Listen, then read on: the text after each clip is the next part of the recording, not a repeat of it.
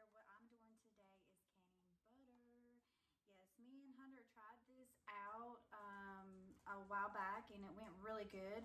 So this is another batch that I'm doing because my husband got a lot of butter on sale. We didn't have any freezer space, and so I just thought, why not can it? So do your own research. I'm just sharing, like always, what we do here. That we find kind of useful.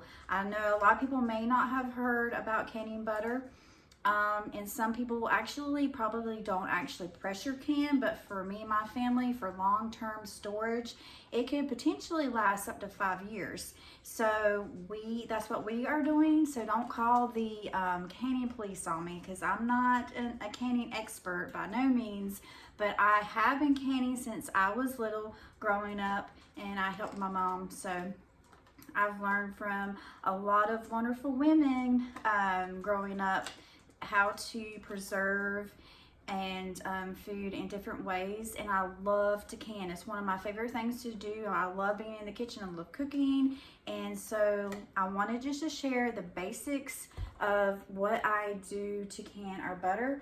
So the jars are in the dishwasher sanitizing, and here is the butter that I have melted. And he brought home sweet cream salted butter. And then you have, your lids and jars boiling. So you're gonna do all of that to prepare. Now, Ball came up and said, hey, you don't need to sanitize and boil your jars and lids, but I'm just gonna keep doing the way I was taught to do. And it's really, I'm really aggravated about the new jars. I mean, not the jars, the lids, because when I was growing up, they had like a really thick gray rim. These here, they don't last as long, so it's very disappointing.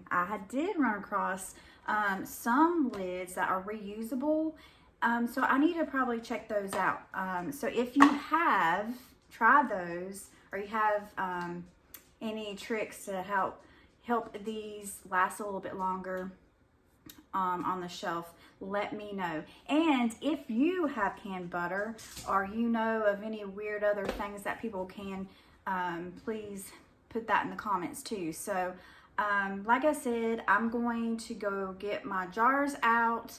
I'm going to fill my jars with this hot butter, and then I'm going to put the lid on, and then I will come back and show you what it looks like, okay? So here's the next step I'm going to show you.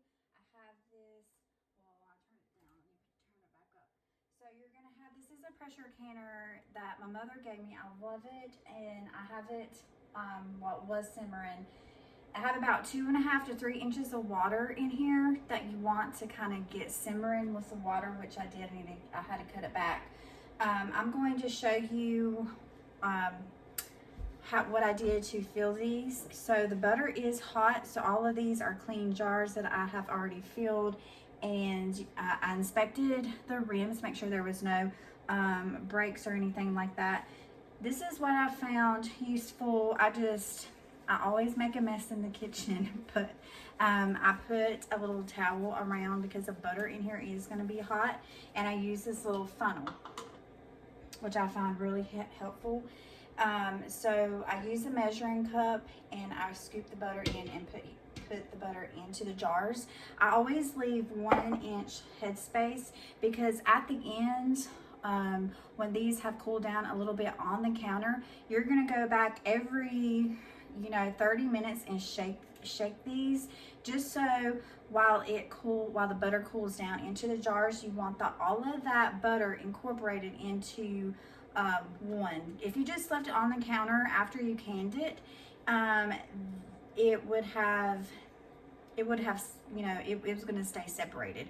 So that's what I like to do. So I'm going to fill the rest of these 2 jars up. As you can see, these have already been done right here. And again, it's hot. What I like to do is take a clean rag with vinegar, and you're going to wipe down the rim just to make sure there's no residue. It doesn't matter what you're canning, even if it's not butter, but you want to make sure that rim is very clean so that the lid will actually adhere to it, because nothing worse than doing all of this work and then your lids do not seal.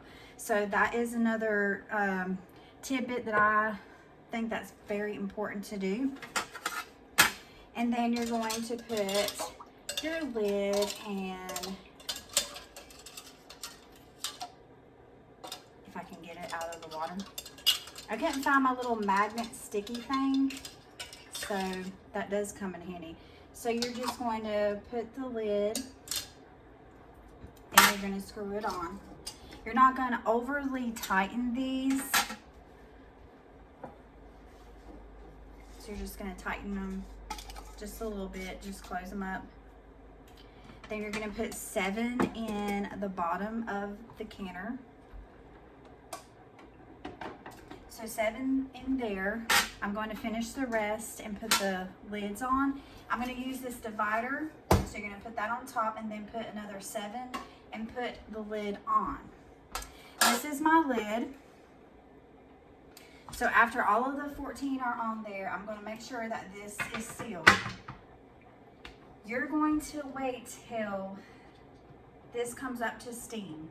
When it's steaming very heavily, you're going to put the timer on for 10 minutes, and then you are going to put your weight on.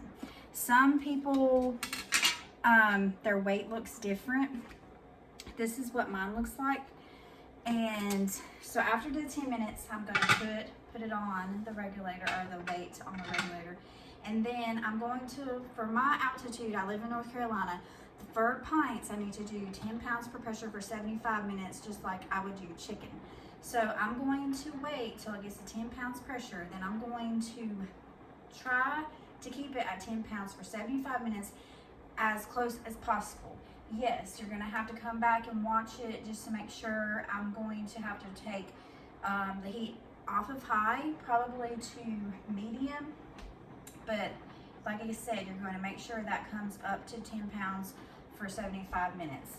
And that's all there is to it. So after this cools down, you don't want to just take this off. You're going to have to turn it off the heat.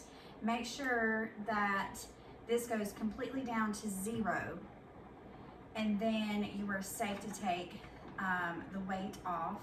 And then when you take the lid off, you're going to pull it away from you because you don't want all that hot steam. You're then going to take all of the jars, put them on your countertop. And when they cool down for about 30 minutes, what you're going to do is shake them up and down for maybe once or twice every hour until they're completely cool. Like I said, you're going to want them to be mixed all together so it's not separated.